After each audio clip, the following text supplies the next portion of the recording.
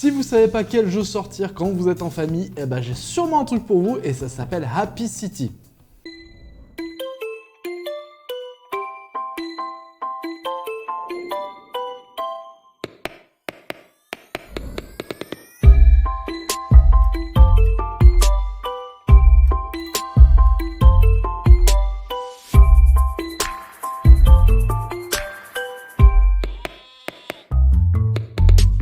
Bonjour et bienvenue dans Dungeon Attack, je suis votre hôte, Salem le chat, et aujourd'hui on va parler d'un jeu familial qui s'appelle Happy City. Le jeu peut se jouer de 2 à 5, il est sorti en 2021. Il est sorti chez nous par Cocktail Games, qui est connu pour avoir fait Hanabi, Sushigo, et plus récemment Super Mega Lucky Box, qui a un bon petit succès en ce moment. Happy City réimplémente Happiest Town, qui n'est jamais sorti en dehors des frontières japonaises. Les jeux sont pas si différents à part quelques trucs visuels, donc je vais pas m'arrêter longtemps sur Happiest Town. Happy City donc c'est un jeu de draft dans lequel vous jouez le maire d'une ville tentant d'attirer le plus d'habitants et de faire monter leur bonheur le plus possible. Vous allez pour ça acheter des bâtiments qui vont vous rapporter de l'argent pour pouvoir acheter des bâtiments encore plus intéressants pour vos habitants. Le jeu s'arrête quand un joueur ou une joueuse a atteint 10 bâtiments dans sa ville.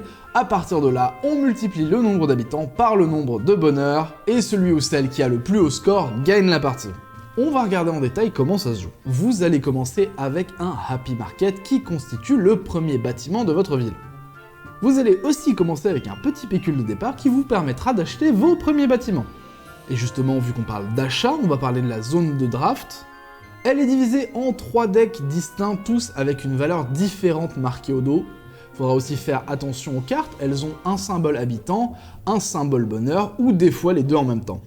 Bon, le jeu se divise en 2 phases bien distinctes qu'on va détailler maintenant. La phase de revenus, c'est la phase où en gros tout le monde va collecter son argent en même temps. Pour ça c'est assez simple, on regarde la valeur de revenus qu'on a sur toutes nos cartes combinées dans notre ville, et on prend la somme correspondante.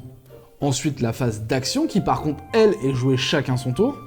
À votre tour, vous aurez la possibilité de défausser une carte de la zone de draft si elle vous intéresse pas, sachez que par contre, c'est optionnel, vous n'êtes pas obligé de faire cette action.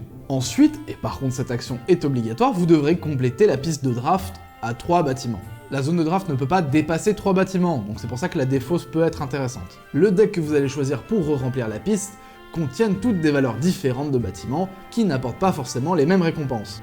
Une fois les cartes revenues à 3, vous pouvez en acheter une, auquel cas vous la placez dans votre ville. Si vous ne voulez pas acheter une carte de la piste, vous pouvez aussi acheter une des cartes habitation qui se situe en haut de votre piste de draft. Faites attention, elles sont limitées en nombre pendant la partie. Vous avez aussi des cartes bâtiments spéciaux en dessous de la zone de draft qui ont des conditions d'achat particulières. En général, c'est une condition à remplir par nombre de bâtiments dans votre ville.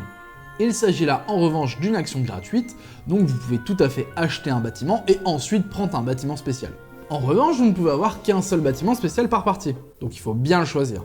Si rien ne vous tente à l'achat, ça peut arriver, vous pouvez décider de passer votre tour et de prendre une pièce à la place. Ça conclut un tour de jeu, ensuite vous changez de joueur, et une fois que tous les joueurs ont joué leur tour, on revient à la phase de revenus, et comme j'ai dit tout à l'heure, on s'arrête quand il y aura 10 bâtiments dans une ville.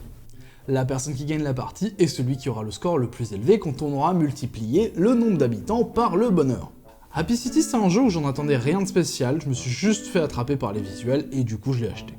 Et justement, les visuels sont très cool, ils sont signés Makoto Takami, et tout l'ensemble a un style très cute, très coloré et minimaliste. Alors on n'est pas dans le style kawaii non plus, c'est pas autant minimaliste et ça tire un peu plus vers le cartoony.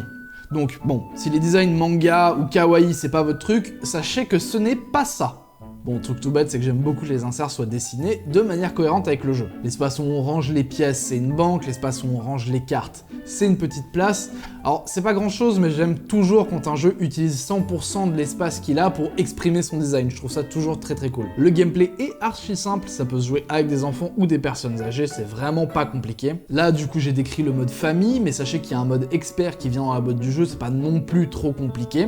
Mais ça rajoute de la rejouabilité, donc c'est plutôt sympa. Par contre, si vous êtes un joueur ou une joueuse expert, bon, je vais pas vous mentir, c'est un type de mécanique que vous avez croisé presque à l'identique dans d'autres jeux, par exemple Clank. Mais si vous arrivez avec l'idée que c'est un jeu familial avec des mécaniques light, bah en fait ça peut le faire. Et surtout, je pense que ça marche nickel avec des enfants. Donc, pas un jeu pour experts, presque un jeu pour enfants, dites-vous ça, et normalement vous devriez avoir une bonne expérience. Le jeu se négocie autour de 17 € et pour la qualité de composants fournis, ça reste ok. Les cartes sont plus petites que la normale pour pouvoir accommoder une boîte plus transportable. Et les pièces sont en carton standard, donc ouais, pas un deal de fou, mais pas un vol non plus. Par contre, vous pouvez acheter un playmat à part si vous aimez vraiment le jeu, mais je suis pas sûr d'être fan d'avoir un playmat qui est plus grand que la boîte du jeu en elle-même. Sachant que le jeu est de base petit et portable, ça nuit complètement à ça, mais bon, si vous y jouez que à la maison, que vous voulez pas l'emmener, sachez qu'il y a un playmat, ça existe.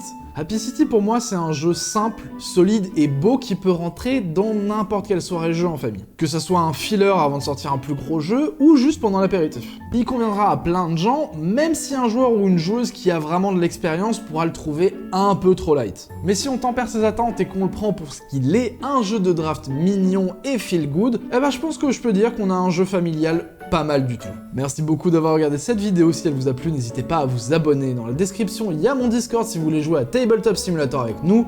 Et en ce qui me concerne, je vous dis à une prochaine. Ciao.